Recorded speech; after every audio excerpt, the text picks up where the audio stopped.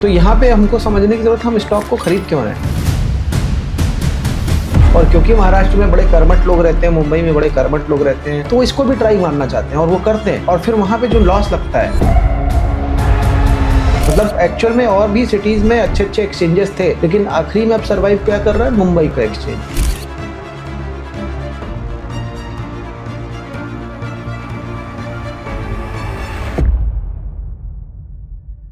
बेचा जा रहा है, लेकिन अब दिक्कत क्या है कि अगर कस्टमर ही वहां पे आकर के इंट्राडे करने लग जाए, क्योंकि एक्सचेंज बनने का मतलब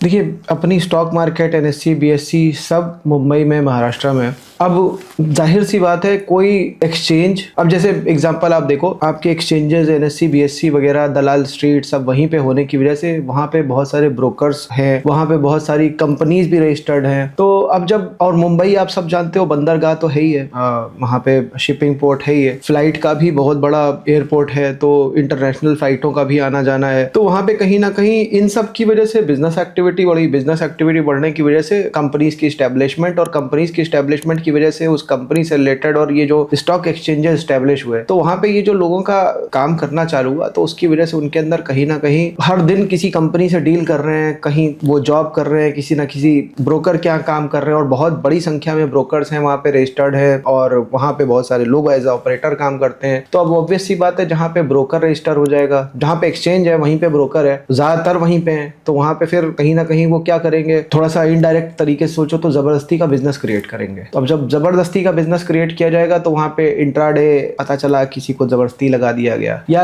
एक जैसा दूसरे को देखो, थोड़ी सी हवा उड़ानी होती है, उसके बाद में फिर तो पूरी दुनिया वही चीजें बातें करने लग जाती है। तो पता चला, हो सकता है उन्होंने अपने बिजनेस को एस्टेब्लिश करने के लिए थोड़ा सा इंट्राडे वगैरह कराया और प्रमोट किया हो, और फिर सबके सब उसी हवा में बह गए। इसी तरीके से उन्होंने सोचा हो कि ऑप्शन ट्रेडिंग में या फ्यूचर ट्रेडिंग में कुछ ऐसा ही करते हैं।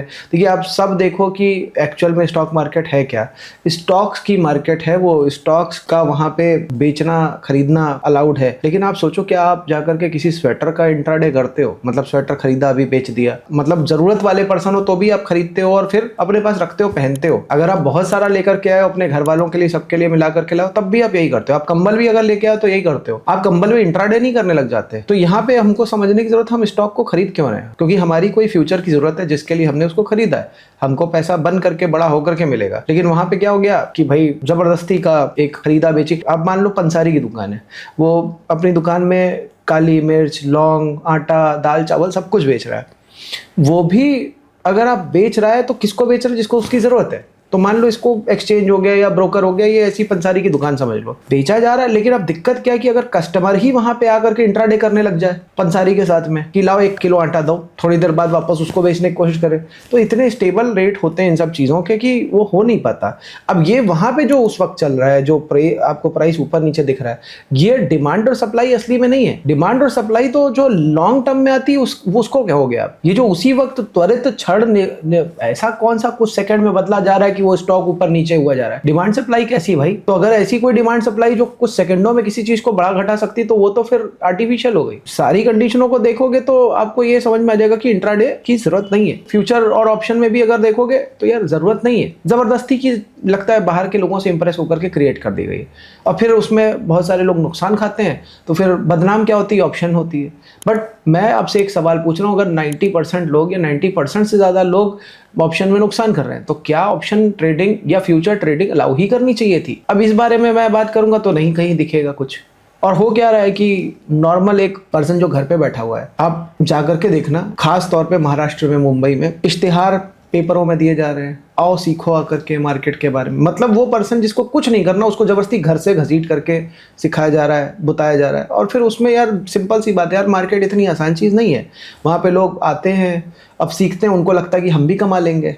अब जब उनको ऐसा लगता है कि हम भी कमा लेंगे, तो वो जाकर के देखो, अब वो पर्सन समझो वो घर में सो रहा था या कुछ दूसरा काम कर रहा था, आपने उसको जबरदस्ती खींच करके यहाँ पे लाए हो, और फिर उसके बाद में उसको आपने मार्केट में लाके छोड़ दिया है, क्योंकि सही चीज़ सिखाई भी नहीं है। अब वो बेचारा नुकसान कर रहा है, आप उसको ट्रेडिशनल बेकार सड़े हुए तरीके सिखा रहे हो और वो बेचारा नुकसान कर रहा है, आप केवल पैसे कमा रहे हो। तो कहीं ऐसा तो नहीं कि ब्रोकर ने भी इसी तरीके से उन सबको ला करके यहाँ पे खड़ा कर दिया है बीच बारिश में, जहाँ पे उसके बेचारे के पास पैरों में जूते भी नहीं है, स्वेटर भी नहीं है, ठंडक पड़ रही उसके सर पे। तो हमें तो ये बस, अब ये जो आपने बोला ना, बड़ी इंपॉर्टेंट बात है कि वहां पे एक्चुअल में एक्सचेंज होने की वजह से एक मतलब कई सारे रीजन है, रिपल इफेक्ट भी है, लेकिन ये कहीं ना कहीं ब्रोकिंग हाउसेस के वहां पे होने की वजह से किसी ब्रोकर ने हो सकता है सोचा अच्छा एक्सचेंज है, चलो एक ऑफिस भी खोल देते हैं।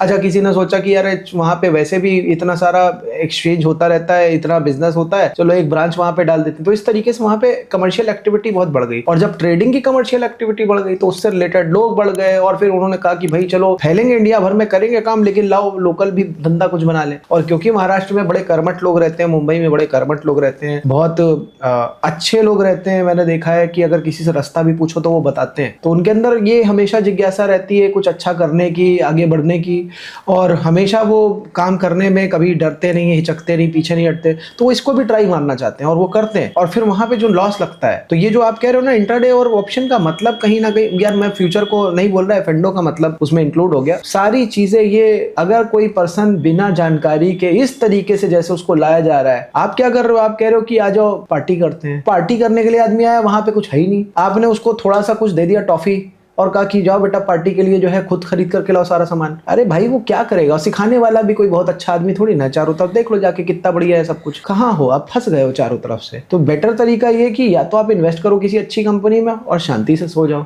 या बहुत ज्यादा ऑप्शन करा से देखो इंट्राडे तो बिल्कुल मत करो, इंट्राडे भी करने के रास्ते हैं कुछ, लेकिन अब पॉइंट ये है कि क्या आप कर पाओगे, क्या आप उतना मार्केट के सामने स्क्रीन के सामने बैठ पाओगे, क्योंकि इंट्राडे का भी काम है तो भाई मांगता है, भाई आप जाकर के इंट्राडे का मतलब उसी दिन खरीद के उसी दिन बेचोगे।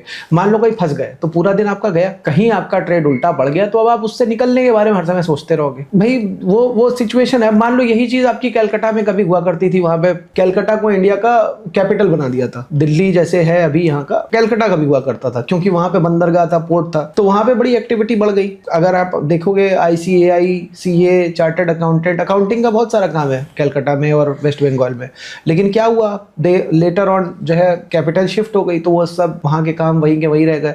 आपने हर्षद मेहता की मूवी में भी सुना होगा, वो कोलकाता एक्सचेंज से उसने स्टॉक जो है बोल दिया किसी से खरीद लो या बेच दो। मतलब एक्चुअल में और भी सिटीज में अच्छे अच्छे एक्सचेंजेस थे, लेकिन आखिरी में अब सर्वाइव क्या कर रहा है, मुंबई के, महाराष्ट्र का एक्सचेंज। और चारों तरफ जहां जहां भी एक्सचेंज रहे होंगे तो आपको दिखेंगे कि वहां पे भी ट्रेडर्स हैं, क्योंकि एक्सचेंज बनने का मतलब भाई ऐसे ही एक्सचेंज बनता। एक्सचेंज के लिए वहां के बड़े बड़े उद्योगपति और बहुत सारे लोग अप्लाई करवाते हैं या करवाते होंगे, तब जाके एक्सचेंज बनता है। मतलब सोचो कि किसी गांव में क्या एक्सचेंज बन जाएगा, नहीं बनेगा जब तक वहां के लोग नहीं चाहेंगे कि वहां एक्सचेंज ना बने। और चाहेंगे कौन, वही लोग जो उस चीज में, उस एक्टिविटी में इन्वॉल्व है।